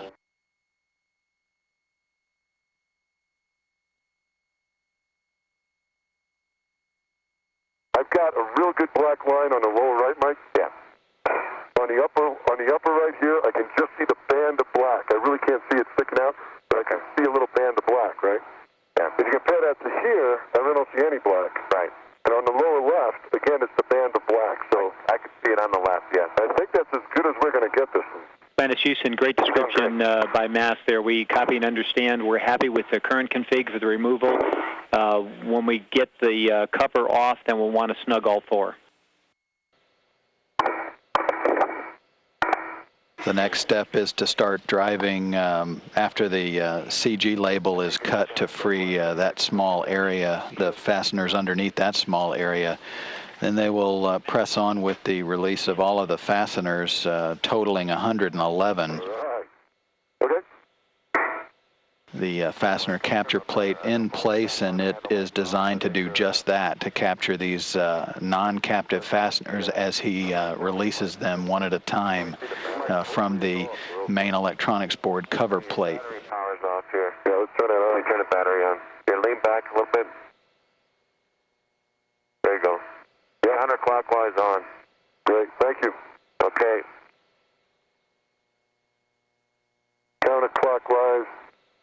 We got not. Wait a minute. Stand by, Mike. The tool's not spinning, and it looks like it is. The power is off. Doesn't look like it's going to work. We have a spare. Let's just double check all this one more time. Hey, Houston, I'll answer for EDA. Any reason why we should be getting a green light and no function on the PGC? Drew, we're scratching our head. We don't believe so, and we're still talking a bit about it. But we copy your last about the spare and the airlock. Couple of challenges throughout the spacewalk, which is approaching 4 hours in duration, including the removal of a handrail that would have blocked the access for installation of that that fastener cover plate you see installed now, awaiting Mike Massimino's return with a new mini power tool. While he's in the airlock, Mike Massimino is going to hook up to the service and cooling umbilical in the airlock to recharge the O2 or the oxygen in his suit. That usually takes only about 5 minutes or so while he's in there. O2 is the limiting consumable in his suit, and that can be recharged at any time through the service and cooling umbilical in the airlock itself. Mike Massimino now heading back to the telescope, as is Michael Good on the end of the robotic arm. Back to the task at hand to repair the Space Telescope imaging spectrograph.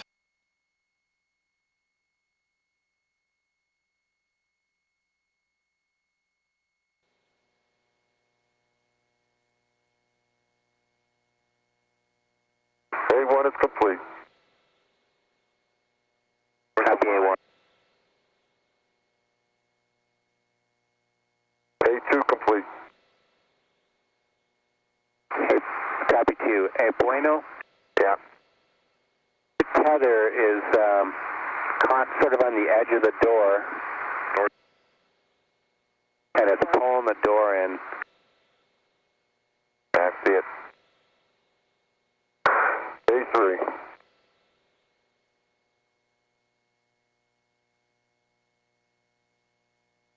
Copy 3. This thing wants to come off, okay? So I'm going to pull it off a little bit.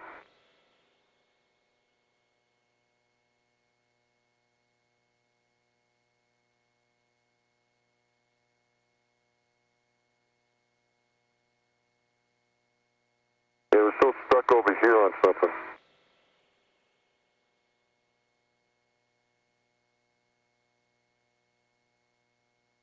I'm gonna get the top one here now, and then figure out what's going on. Okay. Okay, Drew, I got the top left in good shape.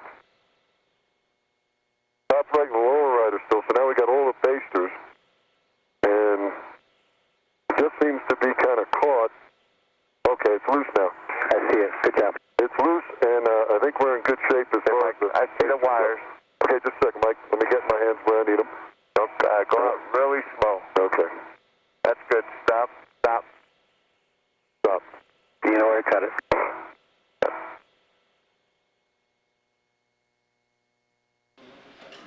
And as clear in the video now, Mike Good is on Massimino's left side, reaching in with the cutters to clip two bundles of 2 wires, which will make the cover fully detached from the Space Telescope imaging spectrograph.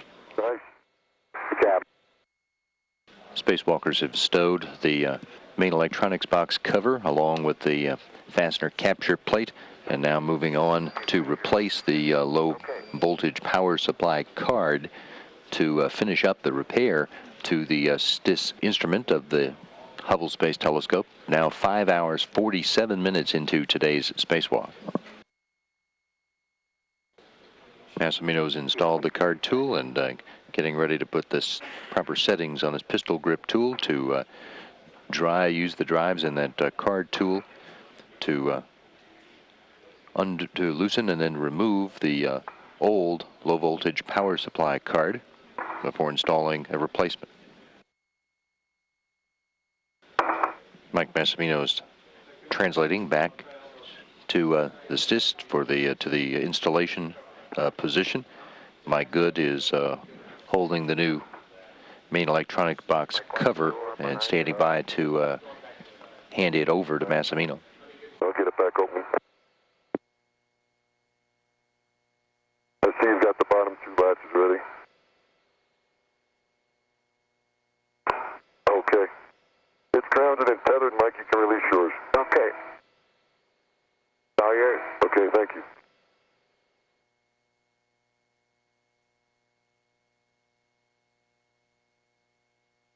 Second needs to come up just a little bit on the left, Mike. Yeah, okay, thanks, Mike. Okay. That looks better. Ready? Okay, Simo. Got it. Okay, Okay, close the locking pins. Closed. Houston, I'm sure you're listening. The MEBR cover is installed. And Houston copies. We had great video as well, so nice job. I'm thinking I want to bring these guys in at the end of this task. Do you guys concur? Yeah. No, you bet. We didn't want to bother you over the middle of the rest of the comm there, but yeah, that's exactly our thinking as well. And we can discuss with you later about your thoughts on tomorrow, some options we might have, or doing two partial nobles, or perhaps we'd be very happy to hear your thoughts on the matter. Okay, we'll sure talk about that after we get these guys inside tonight. But we're thinking, John and I were talking about the same thing, and I think the guys outside have done an outstanding job, and we're going to be very proud when they come in at the end of this. Okay. You bet. Mike Massimino and Mike Good have installed the new low-voltage power supply in the STIS and put the new cover on the electronics box. Mission Control in Houston has given the Space Telescope Operations Control Center a go to begin its commanding for the aliveness test to the STIS with this new power supply in place. Houston has also confirmed for the crew and the spacewalkers what they had been thinking about all along, and that is that the planned task to install the new outer blanket layer on Bay 8 today will be waived off. And spacewalkers John Grunsfeld and Drew Feustel, who are to go out tomorrow, have been given a heads up that they may be asked to take on the installation, or at least a partial installation, of that Noble. Video showing Mike Good's helmet camera view as he's closing the plus V2 shroud doors. A moment ago, Mike Massimino showing Houston his left glove, an area that he described as a small hole in the cloth in the palm with white showing underneath. That video, of course, looked at closely by the folks here in Houston, and EVA notes that Massimino's suit is still holding pressure just fine, and we're into cleanup. The decision to press on. There's no need for Massimino to end the EVA early.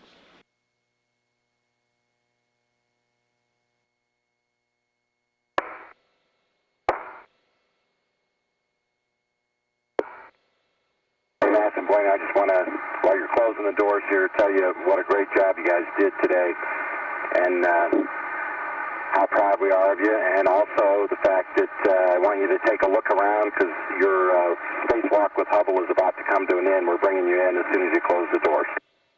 Okay, thanks, Scooter. You is magnificent. It's great to work with the world going by, and being out here with a good friend, Mike Good, is a pleasure. What do you got, Mike? Those are good words, Mass. It is really awesome to be able to be out here and doing it. The MBL is great, but this is just completely awesome out here. A lot of work, but well worth it. It's a real privilege to get to see what we're seeing and get to work on this magnificent machine. Couldn't be any more grateful for the opportunity. Atlantis Houston with a bit of news from the stock, if you're ready. We're definitely ready.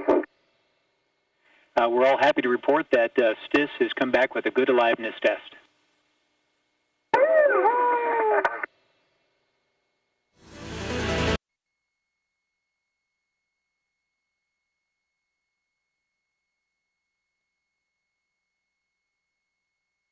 Hi, I'm Scott Altman, commander of STS-125, and you're watching NASA TV.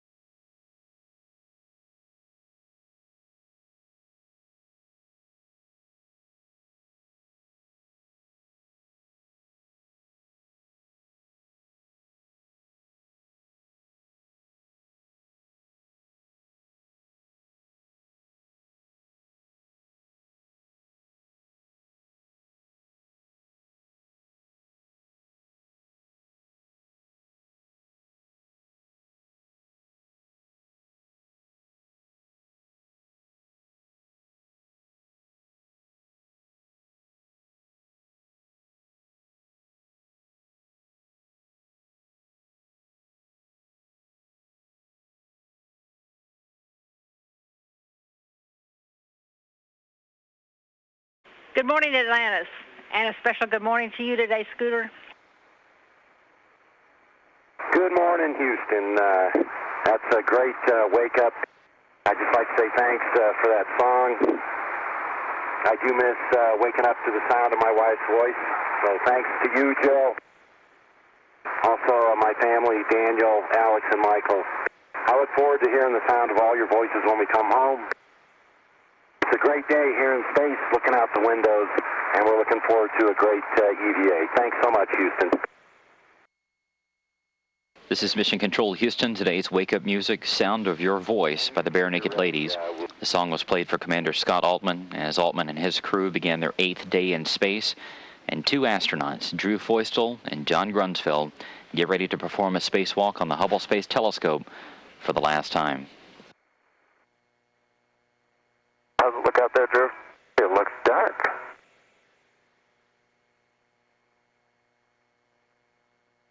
Anybody you want to say hello to? Yeah, I'd like to say hello to everybody watching, my family, and I'd like to say a special happy birthday to my father-in-law, Vijay Bhatnagar, up in Cornwall, Ontario. Wish him a warm, sunny, and enjoyable day. Outstanding. Here comes the sun, Drew. Sweet. Where am I headed? Port Sill. Mission Specialist Drew Feustel making his way out of the shuttle's airlock to begin his 3rd spacewalk of the mission. Feustel will be wearing the all-white spacesuit today, which is how you'll be able to distinguish him from Mission Specialist John Grunsfeld, who will be wearing a spacesuit marked with a solid red stripe. Feustel and Grunsfeld will be working on replacing the 2nd set of batteries. These batteries in the telescope's Bay 3 for the first step of their spacewalk, and then later working to replace one of 3 fine guidance sensors. Good check, Drew. And then adding some insulation to the space telescope. Okay, it's in work. We're getting video now from the spacewalkers' helmet cameras. You can tell the difference between the 2 views by the numbers embossed in the bottom right-hand corner of the screen. Mission Specialist Drew Feustel's view is designated with a 20, and Mission Specialist John Grunsfeld will have a 19 in the bottom of his screen. And there's Mission Specialist John Grunsfeld making his way out of the airlock now. Looking good. Tether up over your helmet there. Just. Yep. Again, as you can see, Grunsfeld is wearing the suit with the solid red stripe. Thanks for the nice setup. It's tilted back, I think. Yes, I just tilted out all the way. Yeah. Got it? Okay, let me get a tether on it. Okay. You can get. Here. Come this way. Your tether. Got a tether to get you close. You got your hand. I'm going to release mine. You got it. Thank you very much. All yours. Thank you. Ready to maneuver, John? Ready to maneuver, Megan. Here we go. Bueno, I'm headed for the bat. Copy. As you can see, Mission Specialist John Grunsfeld is now safely on the shuttle's robotic arm, which is being driven by Mission Specialist Megan MacArthur inside the shuttle's cabin. This view from Mission Specialist John Grunsfeld's helmet camera, looking directly at the Bay 3 that he'll be working in to replace the batteries inside. Directly to the left of it is the Bay 2, where Massimino and Mike Good replaced batteries during the 2nd spacewalk of the mission. Should be a yard 12. While Grunsfeld is working here at Bay 3 to open the doors and get access to the batteries, Mission Specialist Drew Feustel is working at the super lightweight interchangeable carrier to prepare the new battery.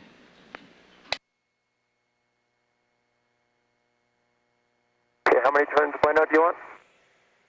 On the others, we'll take 6 turns nominally. Okay, thank you. 1, 2. Okay, lower left is open. Megan, if you could take me up the top bolt. Top bolt. And as you do that, to my left about 4 inches, please. And left 4 inches.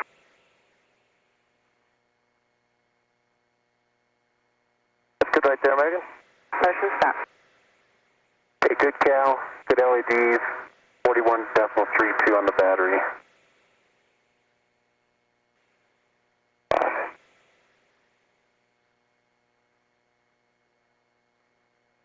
Megan, away from the telescope slowly. Slowly away. Only about 1 foot, and I should be able to clear the door. Copy. 4 on 2, Bueno. That's plenty.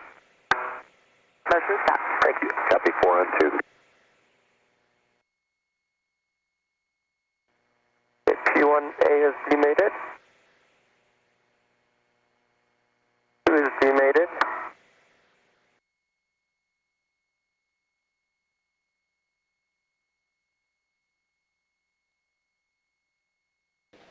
Grunsfeld reporting that he's got the 6 electrical connections demated on the P3 battery module.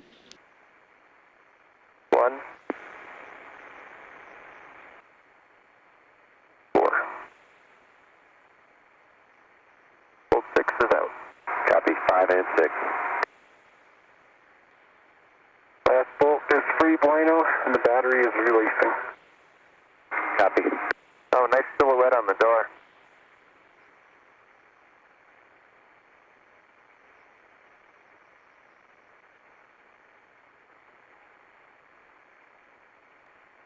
What a beautiful spaceship we're on, guys.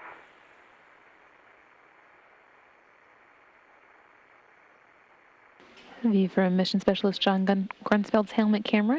Now holding both the new and the old batteries, getting ready to hand the old back to Drew Feustel, and then make his way back to the telescope Space 3 to install the new one. John, on your way, can you inspect the connectors? Yep, I did. The connectors look clean, no thought. Copy. And Houston, are you happy with the wireless views? Atlantis Houston, we're happy with those views. Thanks. Thanks, Houston. And John, you have a go to close the door. Hey, Megan, could you move me to my left? Coming left. Go ahead, Dan. Yeah, Bueno, happy to report good aliveness test on the Bay 3 battery. You have a go for the L12 steps and step 13, your column. Copy a go on step 13, my column. Thanks, Dan.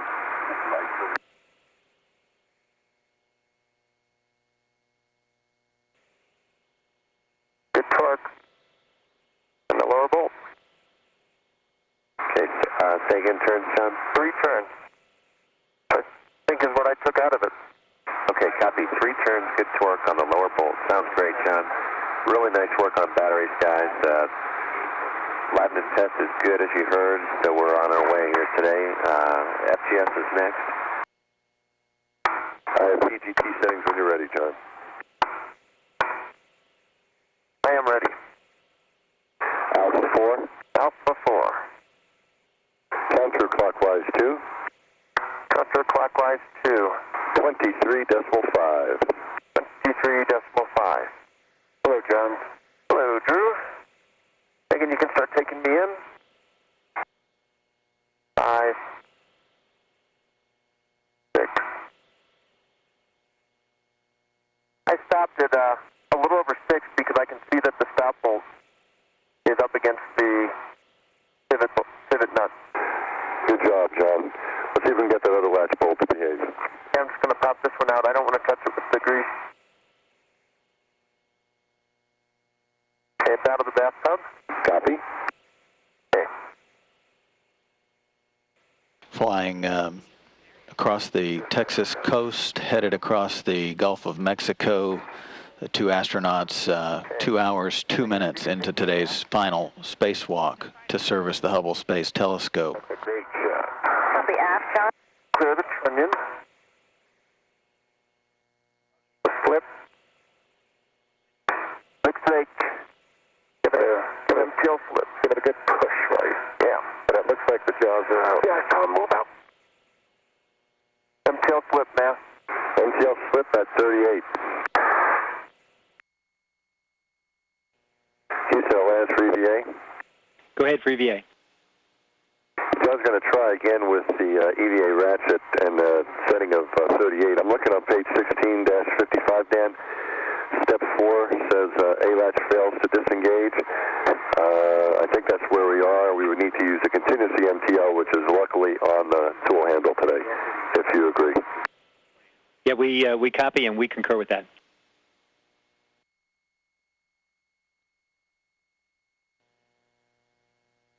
Per the procedures, to break the torque, they'll switch to the torque limiter, an extra additional tool they have on the tool caddy on the stanchion as part of the portable foot restraint on the end of the shuttle's robot arm. Did a pull track and it came off. In the old one on the post.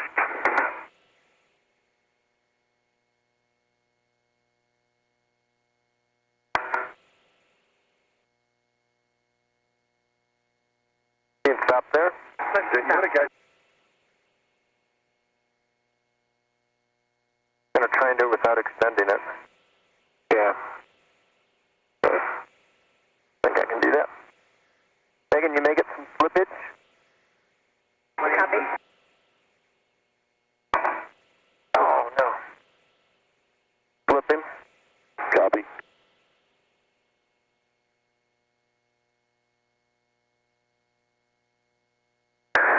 Flipping. Copy. Atlantis Houston for EVA. All right, give it. Go ahead, Dan. MS, you have a go to remove the contingency MTL, and we just want to make sure that John applies the torque to the ratchet straight through the socket smoothly and evenly as opposed to a sharp impulse. Copy, Dan. Good word. So that will be the next step as opposed to what I'm looking at for step 2. Okay? Yeah, that's affirmed. Thanks, Dan. Deja vu. Okay. John, did you copy Dan's words? Yep. And you know that...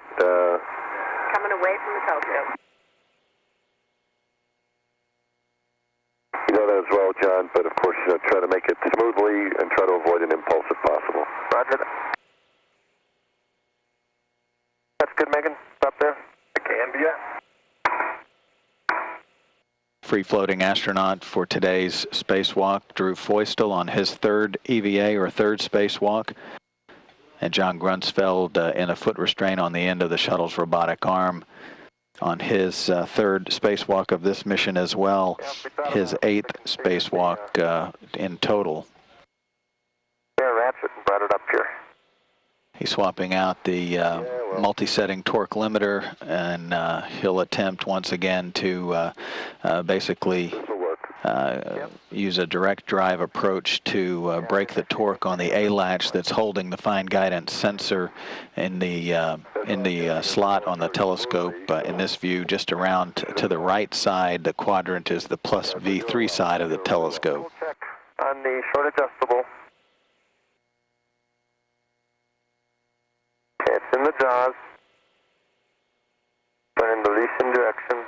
You want to come left a little bit, or is that good? I think that's good. I'm going to reach across. Okay. And then use my bicep. Okay? Here we go, man. Go ahead, John. Good luck. I think you got it. Something happened? I think you got it. Yep. Okay. And it's moving. Great job there. I'm going to go for a full half turn. Very good, John. All right. Okay. How about I put the 38 back on? What do you think? Sure. Let me... yeah, John, you're going to need that when you get down to the F side. That's right. Okay. Second, would you take me back out, please? Back to our regularly scheduled programming. There we go.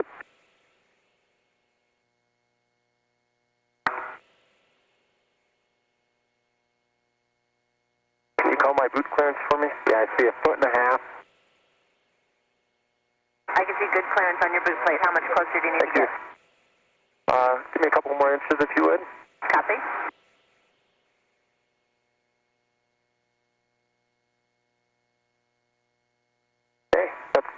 clear. Motion stop.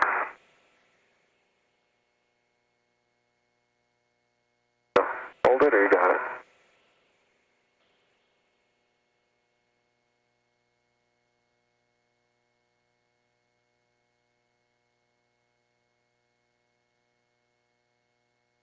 I see the rub strip. Strip is clear. First roller out.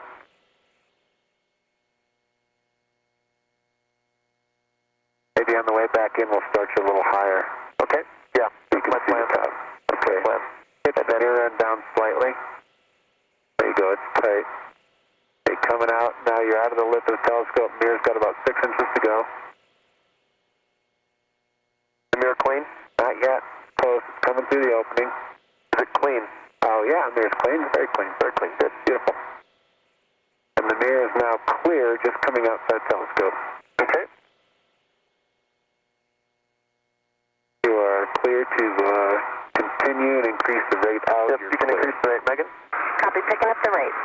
What a beautiful view. Okay, we got some good shots, including IMAX footage. Excellent. I was worried about that with the sun going down. In 3D. John Grunsfeld being maneuvered on the end of the shuttle's robotic arm by Megan MacArthur to temporarily stow the fine guidance sensor just removed from the telescope. That sensor will be returning home once the new FGS is installed in its place on the telescope. Pass on STS site. Roger, I see you at the F site. Please open the lid, Drew. 3 latches. Good work. Drew Feustel now down at the fine guidance sensor protective enclosure. He's opening that enclosure to expose the new replacement unit. Yeah, wow. And you can even let go of it. Yeah, that's pretty amazing.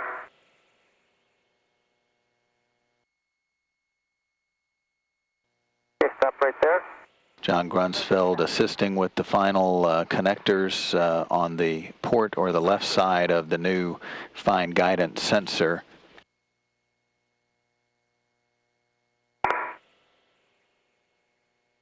That one's kind of tight. That has a lot of pins. Yeah, a lot of sockets in me. Okay, E6.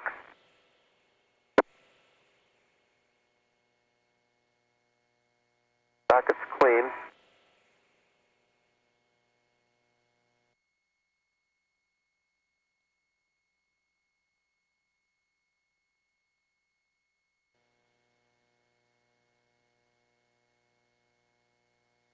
Tether is clear. You can let go, John. Okay. At 3 hours, 21 minutes into the spacewalk, 10:41 a.m.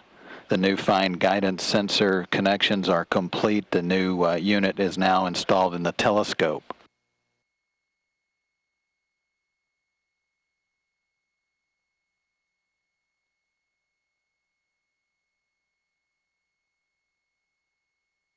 Megan, you can start down slowly. Copy, coming down slow. Looking good, John. Thanks. The mirror is level with the top of the F-type lid. Instrument at the top left. This is Mission Control Houston. The great news from the Space Telescope Operations Control Center. They've had a good aliveness test, and on the newly installed fine guidance sensor, that task is complete. The crew also was given the good news to press on for the to complete the final task of the Hubble servicing mission. That is to install 3 outer blankets on 3 of the equipment bays above the aft shroud area of the telescope. The order of preference, Bay 5, Bay 8, and then Bay 7. Drew Feustel, the free-floating astronaut at the base of the Hubble Space Telescope, the stowage location for these new outer blanket layers. The insulation has degraded somewhat over areas of the telescope. Several of these have been installed on previous servicing missions. Today, the final task of the final EVA of the final Hubble servicing mission sees the installation of 3 more of these outer blanket layers to protect the equipment bays on the telescope. The equipment bays located just above the aft shroud of Hubble, where all of the science